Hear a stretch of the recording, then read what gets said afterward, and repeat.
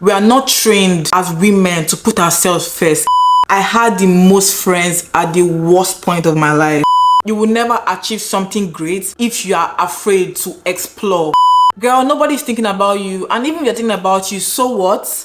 Caring about what people think is a waste of time. Sometimes navigating life can feel very overwhelming without a clear roadmap, and for some reason there's this societal pressure for us to have it all figured out. Our careers, our relationship, our health, ourselves, our mental health, and just basically understanding who we are. It can feel very overwhelming and is not supposed to be so. But what if I told you the most important journey is the one back to yourself? Everything leads back to the self, and us knowing ourselves, understanding ourselves, and knowing what we're supposed to do in certain situations. So that being said, in this video I'm going to be sharing with you 11 things every woman should know, things I wish I realized earlier, my experiences along the way, and things I've learned from other people's experiences that will shift the way you see the world, the way you see yourself, and your place in it. So let's get into it. Hi everybody, welcome back to my channel, and thank you for joining me in today's video. If you're new here, thank you for joining us. My name is Winnie. I talk about self-care, self-improvement. If you like that kind of content, please don't forget to subscribe because you're going to love it here. So the first tip is to invest in yourself. People treat you better based on your appearance alone. It's the truth. The society we live in, is the world we live in. When you look good, you are treated better, you're treated nicely, and people just respect you more. So investing in yourself, investing in your looks is so important, especially if you're trying to upgrade your life or elevate your life in every way. I go by these 3 rules: between hair, makeup, and outfits. 2 must be on point, and you can let go of 1. In those 2 things, your hair must be laid. Your hair must be looking presentable all the time. Makeup is not necessary, because by the time you actually make your hair look nice and you have a nice outfit on, your makeup doesn't really matter because you already look very good. Your appearance looks so much better even without makeup. If I have to choose between 2 of them, I'll make sure I have my hair done and laid to the gods, and have a good outfit on. Another way to invest in yourself is to watch your weight, eat healthy, and go to the gym. This is even something I'm currently practicing because I let myself go last year. I had to hold myself accountable. Gaining 50, 60, 100 pounds just shows lack of self-discipline, and it shows that you can't hold yourself accountable. Currently, I'm down 15 pounds, and it's something I've been really working hard on. If you are gaining weight, you need to clock yourself. There will be a point in time where you feel like something is going wrong. Your clothes are not really fitting well anymore, and you just feel heavier. I've been the type of person to always have my weight fluctuate. All my life my weight has fluctuated, but there's a point in time where I know enough is enough and I need to work on myself. Being in a good healthy body shows that you are accountable, you have self-discipline. If you truly respect yourself, you would also care about how you are presenting yourself to the world. At the end of the day, confidence starts from within, and when you look good, you feel good. Losing weight is hard, looking good is hard, it takes more effort, but pick your heart. Life is already hard, okay? Either you look raggedy, that's already hard enough, or you look presentable. And you also have to read books. One thing that is constant in life is change, and you have to want to learn and keep learning to improve yourself. You can't just go to school, to high school or to college, and be like, oh, you finished school or you finished learning forever. No, I've been so intentional about myself, improve myself to the best version of myself. And one thing I've seen that wealthy people and people that are self-disciplined do is constant learning. You have to constantly keep learning. You have to read books, you have to learn new things, you have to learn new skills. It's not just by improving yourself on the outside, you have to improve yourself on the inside too. I go by 2 rules in my life. Number 1, I want to be 1% better than I was yesterday. Every single day I read books, and I don't always like carry books to read because I'm actually a busy person. I listen to audiobooks. Every single day as I'm getting ready, I listen to audiobooks. Even if it's 30 minutes, even if it's 10 minutes, that's good enough. Hold yourself to that standard to want to learn more and make yourself better. You have to have the goal of wanting to get to the highest form of yourself. Also, reading book is going to help your vocabulary. You're going to be able to speak more clearly, more detailed. It's going to be a learning process. That's also something I'm also learning, because when it comes to speech, I used to stammer a lot. It really affects the way I speak. That's also one of the reasons why I read books, so I can improve my words. Reading book will grow your mindset, will help your mental health, will make you way more self-aware, more self-disciplined, and it's also going to make you want to do more for your own self. I'm very obsessed with reading self-help books and books that helps me understand finances. And some of the books I can recommend to you off the top of my head. For self-help, I would recommend you to read Psycho-Cybernetics. That book is amazing. Everybody should be able to read that book. It's going to change your life. Atomic Habits as well is a book that is a classic. You'll be able to see things from really a deeper perspective. Another book I recommend to you is How Not to Die,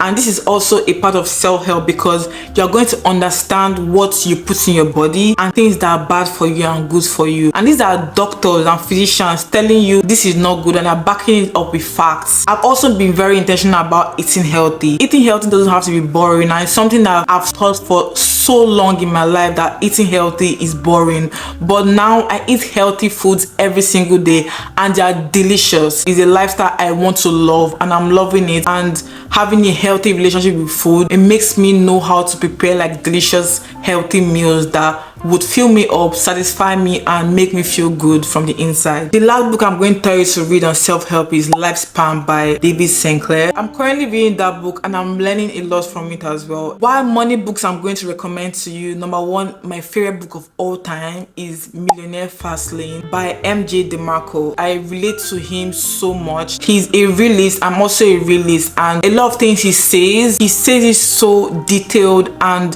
he gives you the reason why he's being that way, and I understand him so much. I love it when I can connect to authors that I read. It makes me feel like I understand where they're coming from, I understand their mindset, I understand why they choose this life that they've chosen to be in a better position. Another book I'm also going to recommend by MJ DeMarco is Unscripted. Love that book, love the man. Another book I'm also going to recommend is Psychology of Money. I wouldn't say Psychology of Money is like maybe my top 5, but I'm appreciative that I read that book because it made me see things from different people's perspective. When I finished reading that book, I wasn't really impressed because a lot of the things that he concluded, it's kind of mediocre and it's very basic. But I would also recommend you read that book because you're also going to learn some really good habits in between. Think and Grow Rich by Napoleon Hill is one of the classics. Definitely give it a read. It's going to help your mindset. Save money, save money, save money. We live in a world of social media and overconsumption. While it's cool to buy stuff to make yourself feel better, because I'm also guilty about it, it is very stupid to actually spend all the money you have on shit that you don't need. Sometimes you can get overboard, but it's good to keep yourself accountable of overspending and over-consuming things that are not necessary. Always save your money in every paycheck, no matter what. Even if it's not convenient, save something. Save something. Even if you're buying the world, even if you're buying everything, save something. Every paycheck you get, make sure you're saving money. Even if you're not making enough money, even if it's $50, even if it's 50k naira, save something. If it's not that necessary or it's going to cut through my savings or make me kind of uncomfortable, I'm not going to buy it until I'm comfortable enough to buy it. Any money you get, if someone dashes you $100, save $20 after that $100. When you have the habit of saving money, it's going to be so easy to save money all the time. Any money you get, take out of that money and save it somewhere. Saving money is such a good habit, and you're going to start doing it without even thinking about it. It's going to be second nature to you. It's second nature to me to save. Although I spend a lot sometimes, but I'm not stupid. I'm always going to always save some money. Have a savings account, or better yet, have a high yield savings account. I have two high yield savings account that I want to introduce you to. You can look it up. I don't know if they do international, but I know if you live in America, you can have this account, and one is Wealthfront and one is SoFi. I have 4.5 APY on Wealthfront and I have 2 APY on SoFi. I always make sure I put money in both my savings accounts every single month. One account is a savings account for whatever I want to do in the future. I don't know, but there's always money going there for no reason, but having that money gives me a lot of confidence, gives me a lot of assurance, and makes me know that I can get myself out of emergencies and get myself out of unexpected situations and rainy days. And the other one is a savings account where I use it for savings for something like a purchase or something I really want to get or something I really want to pay for in the future. I have a checking account for everyday spending, paying any sort of bill. Open accounts for different reasons. You can have multiple accounts if you want. I have checking accounts. I have 2 savings savings account. I also invest my money. I invest in crypto and stocks. And if I'm going to choose between the two investments, I'm going to just say go with stocks, because stocks is way less risk and you're guaranteed to have returns every year, compared to crypto, which is extremely risky. Although the risk level is so high and the gains are also so high, but the risk level can be so risky because I've lost so much money on crypto. If I could go back, I would not put that much confidence in crypto. So if you really want to start investing in stocks and see where that goes for you. And you can also learn more about investment. This is not a money video, but yeah, this is what I do. The center men and focus on who you are, especially if you're under 25. Focus on your self-discovery. So I'm Nigerian. Hey, my Nigerian sisters. Because Nigeria is such a patriarchal society, growing up, I thought men were the end all be all. I didn't realize the power of being a woman until I got to my mid-20s. I went through a lot of heartbreaks and betrayal from men, and this taught me a lot of lessons and experiences that I decided to decenter men from my life completely and focus on who I am. At a point in my life, I was kind of having identity crisis. I didn't really understand who I was because I was so distracted from outside noises. I never actually understood what self is and what I truly wanted in life. And I'm so grateful for these experiences because they've literally shaped me to who I am today. I used to think I needed a man to take care of me, or I'll be nothing, I'll be no one. And that's such a terrible mindset to have. It's insane how I'm such a different person now. Just for personal reference, I almost got married at 21 years old, and I thank God every single day of my life that I didn't, because what did I know at 21 years old? What did I know about marriage at 21 years old? I didn't even know who I was. And then imagine I had children at that age, or maybe at 22 years old. I would have been so miserable. I would have hated my life. I would have probably hated the person I married, and this person was so much older than me. And now that I think about it in my adult mind, that was so wrong on so many levels, but it was the norm. It is the norm in Nigeria. And I'm very happy that I got to experience life outside of that, and I got to see things more clearly. Imagine me being 21 and getting married and having kids at that young age. Now that I'm 27 years old, I'm not even sure if I want children because the cons for me outweigh the pros, and I'm not sure if that's what I want in my life. Thank God I had the opportunity and the experiences and the growth I have now to understand that, because having kids is something that is such a big deal. People don't realize how big of a deal it is. Guys, I feel like I didn't really go straight to the point of what I wanted to say in this particular topic. When I say the center men, don't make men the basis of your entire life. Date around. Don't make anybody stop you from having different experiences. I feel like we women should be encouraged enough to date as much as possible, so we have enough experiences to know what exactly we are looking for. Don't try to hide, or don't try to not date other people because they are scared of what people will think about you, or you may think people think you're a hoe or something. But no, date around, have as much experiences as possible. I'm not saying you should sleep around, no.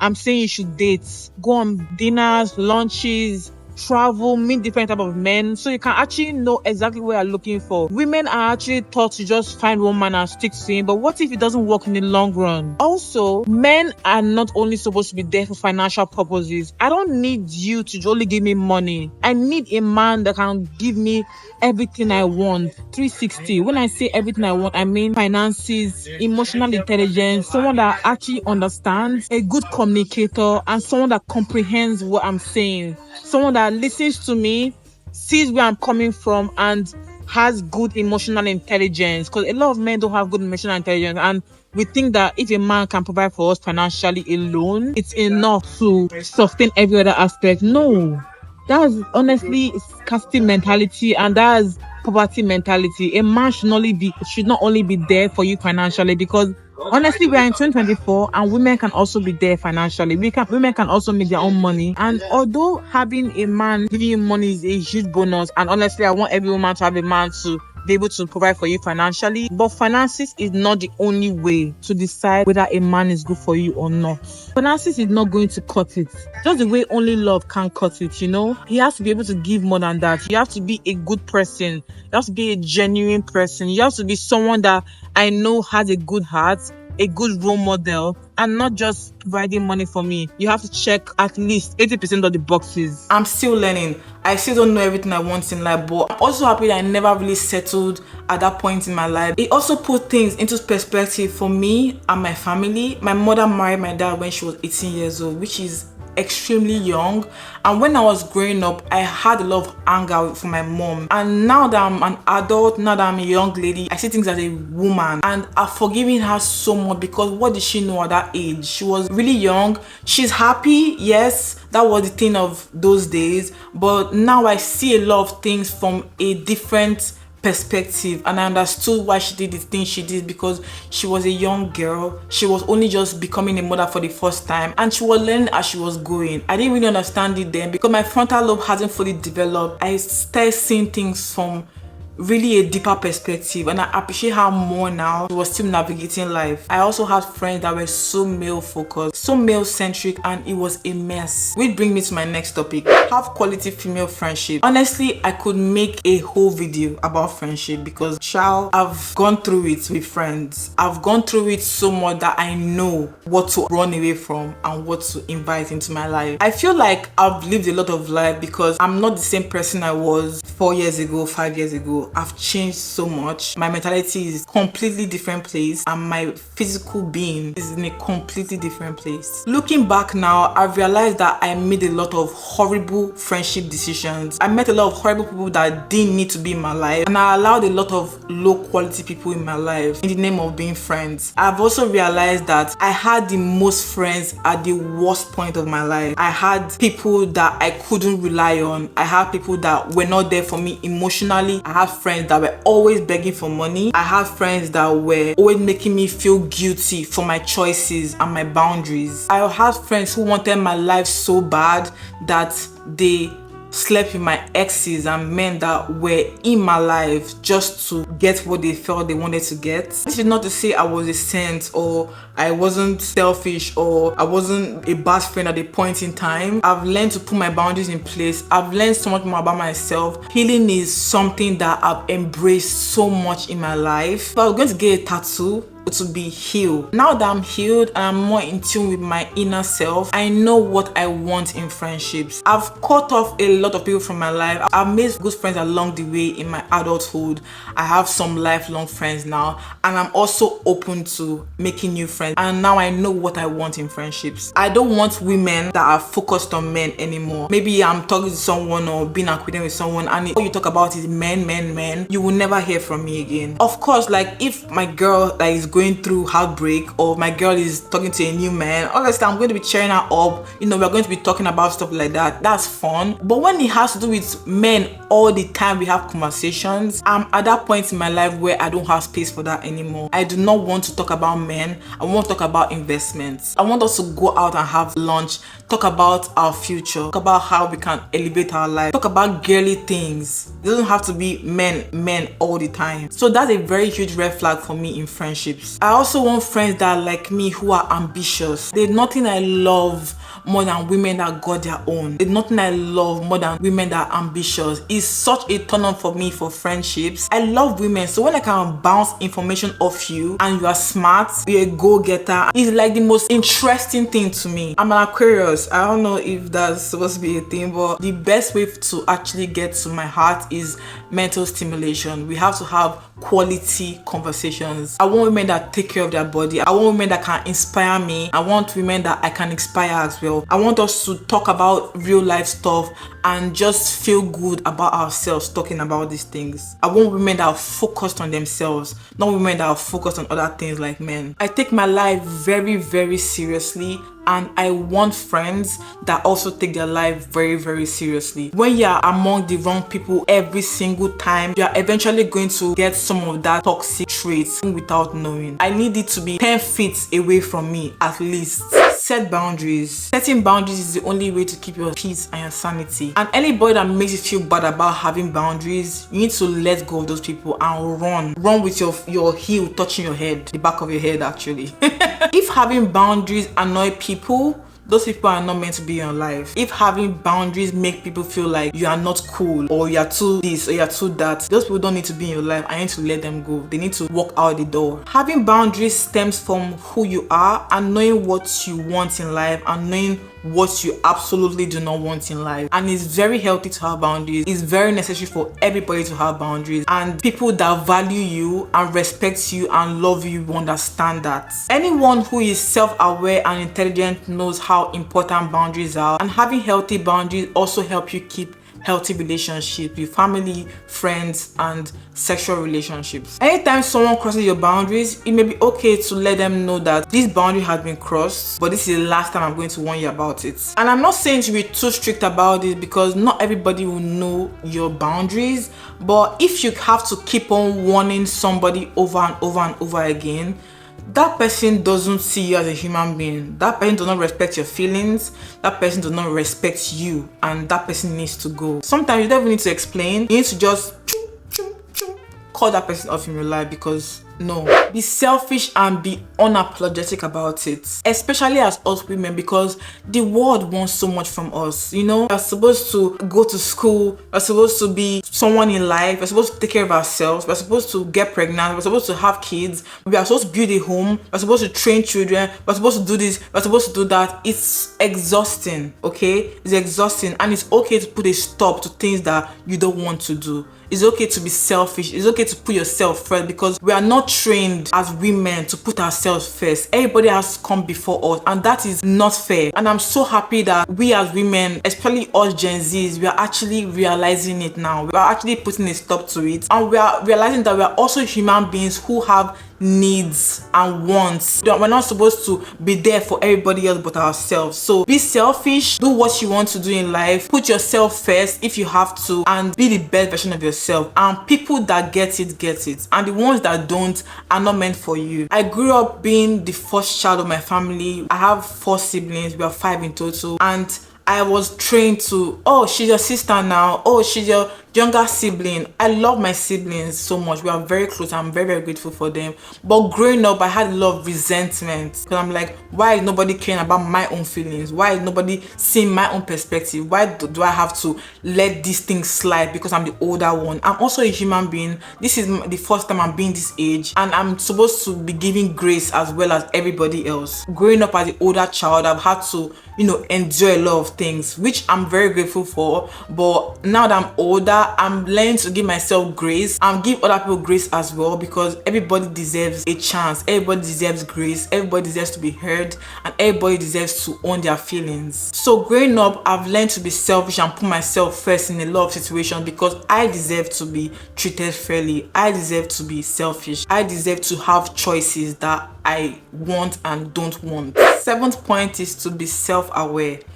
Child, people these days are just oversharing everything. It's so surprising to me, because why are people so open with some really private stuff on social media? Like, I see these things, I listen to them, they're very entertaining, but you will not catch me dead oversharing my personal stuff on social media. You would not catch me. In fact, the Nigerian in me will not be able to do that. I was scrolling one day on social media, and this girl was talking about how she left her tampons in her private area for over 2 weeks, and she was rotting in bed. She didn't have a bath. She left tampons on and everything. I understand depression. I understand mental health. Trust me, I take my mental health so seriously, because I get to that point where I'm depressed as well and anxious. But damn, like, nobody has to know that. For real. Keep that information to your therapist or your friends. You coming to social media and telling us that you left tampons in your vagina for 2 weeks. What should we do with that information? Please tell me.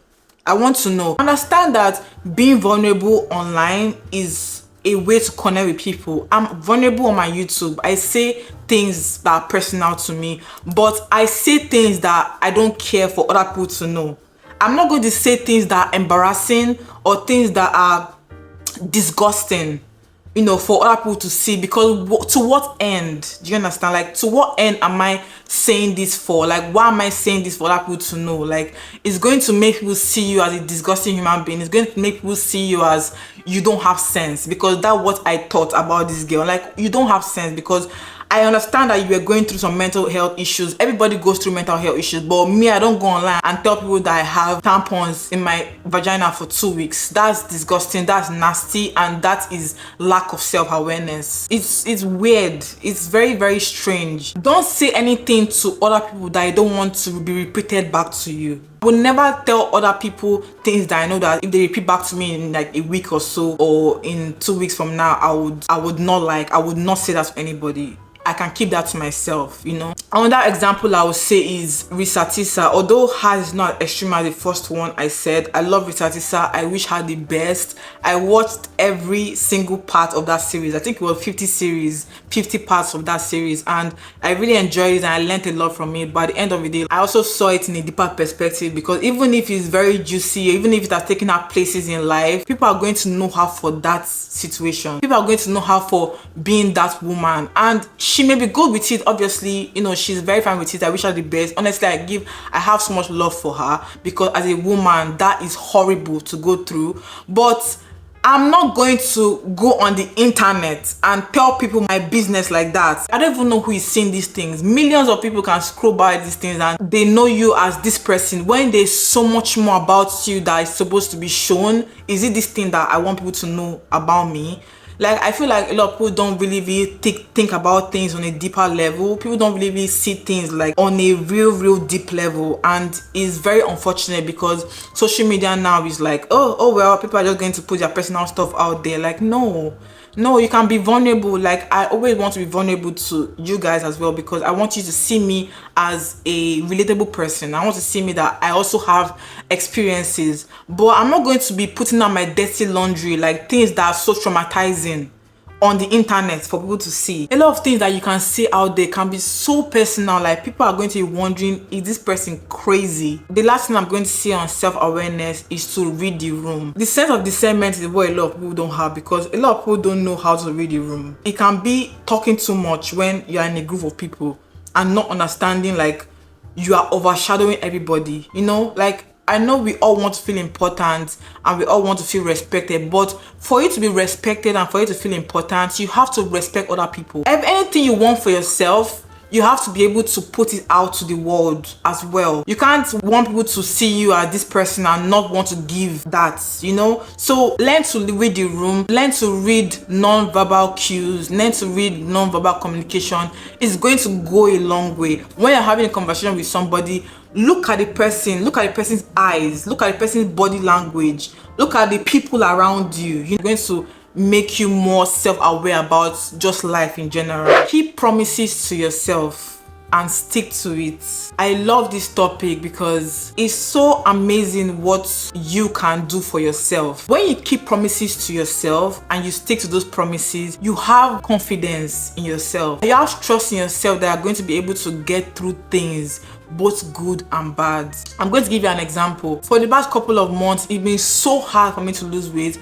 I've been relapsing. I was going on a journey and then I relapsed. I go on a journey and then I relapsed. And I was losing confidence in myself. I was losing trust in myself. I'm like, damn, Winnie, like, can't you just do this? Can't you just promise yourself this and stick to it? Like, I don't understand why you're not doing this. You're making me doubt myself more. But now that I've stuck to it for a couple months now, I'm challenging myself more, I'm loving myself more, I'm trusting my decisions more, and I'm having more confidence in myself that I'll be able to do what I say I'm going to do. And one other thing I'm also going to say, like, nobody is perfect. I'm very terrible with communication, especially like friendships. It's not like I'm a bad friend, I'm just not the type of friend to text all the time. I don't text. I don't like texting. It's a waste of time to me, and I'm more of a caller. And because of that, when my friends text me sometimes, I forget that they text me and I don't respond, and that is so rude. And before, I used to be like, oh well, I'm like that, oh well, I'm like that. But that's not a mindset to have. If I'm like that, I need to fix it. You know, I need to find another way that it can work. I'm not a texter, but I'm a caller. So why don't I call this person? Why don't I communicate this thing to this person and actually keep myself accountable? And now I'm making promises to myself that I have to be able to be there for people in my life when they want me to. It doesn't have to always be in my own time. Promising myself that I need to be more of a good person to the most important people in my life. Making promises to myself and sticking to those promises makes me feel proud of myself. I'm more confident in my decisions. Learn to be patient in everything in life. We live in a world where everything is literally shown on the internet. We see maybe people younger than us that are making it better than we do, or people that are age mates that are getting married, getting rich, and I am feeling like you are kind of lagging behind. It's very easy to lose sight of that, but we have to understand that being patient is key to actually being happy in life. Everybody's race is not the same.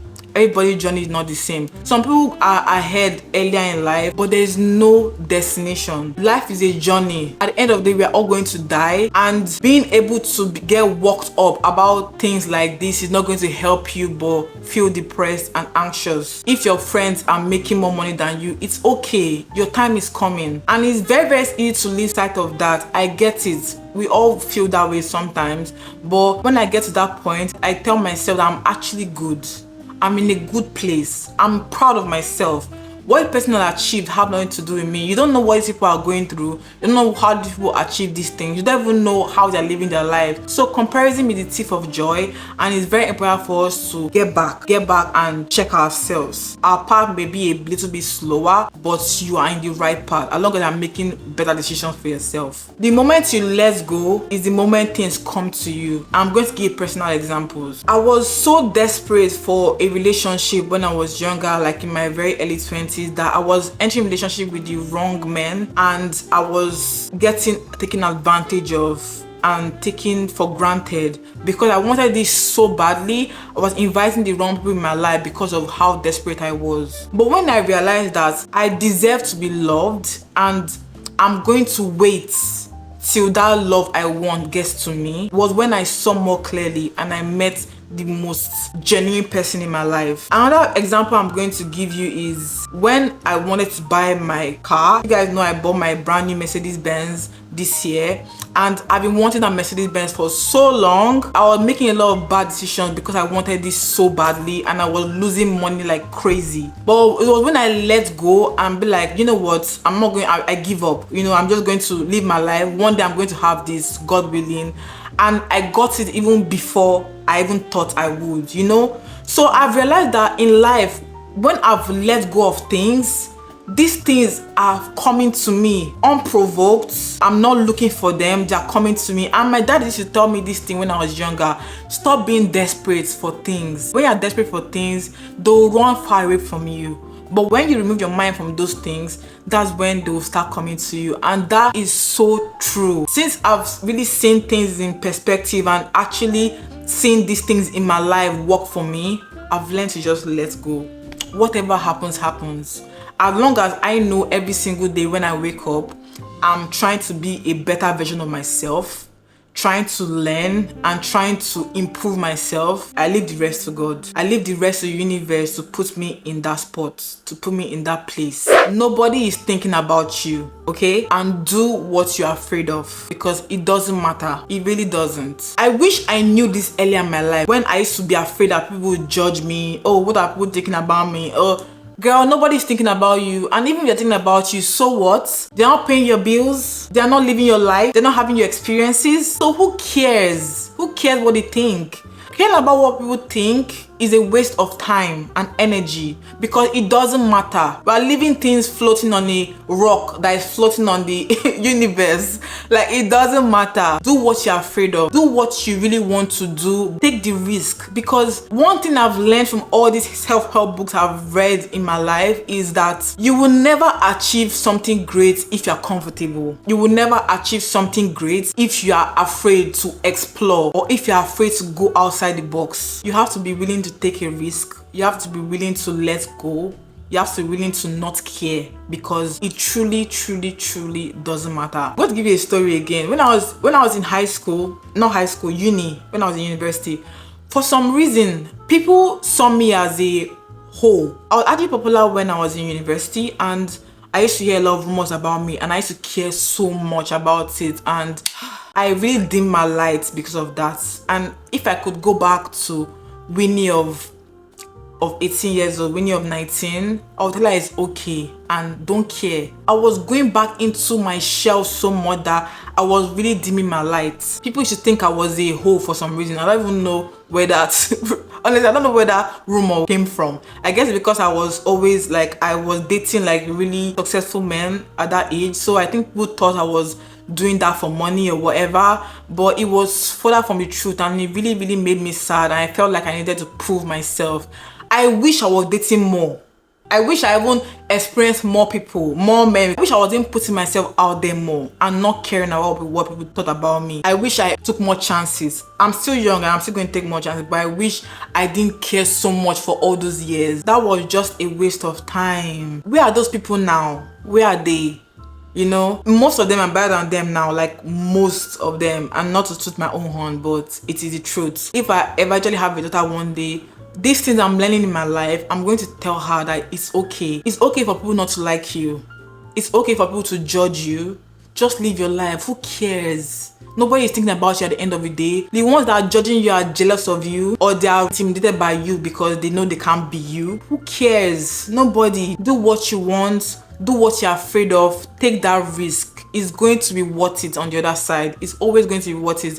And even if you fail taking that risk, at least you learned a lesson. At least you gained an experience. At least you did something that your mind wanted to fulfill. Who cares? You don't need validation from anybody to celebrate yourself. If you're proud of yourself, you can go out and celebrate yourself without anybody's validation. Nobody has to approve of, oh, you're big now, oh, you got this job, oh, you lost this weight. Celebrate yourself. You are your #1 fan. If you don't celebrate yourself, who will? Fuck them if they don't celebrate you. Fuck them if they're jealous of you. If you're proud of what you've accomplished in life, no matter how small it is, celebrate yourself because you deserve it, okay? You deserve it. You don't need anybody to tell you that. And that's one of the reasons why I take months break on social media, because sometimes I find myself feeling like I need validation, and it's okay to feel that way, you know. At the end of the day, we are humans and sometimes we need attention, but sometimes you need to be your own critic, you need to be your own therapist, you need to be your own big sister and snap out of it. Even if you have to take that break, you are your biggest fan, you're your biggest cheerleader, you got yourself and you are worth celebrating, okay? And that's the end of my video today, guys. I hope you enjoyed this topic. I enjoyed talking about this, and if you want more of this type of content, please let me know. And if you got to this point, my babes, leave me yellow hearts, and I know you're a real one, and I know you got to this point. And yeah, that's all I have to say, because something is coming very soon. So thank you so much for being here. Thank you so much for watching. I love you, and put yourself first. You deserve the world, okay? Bye.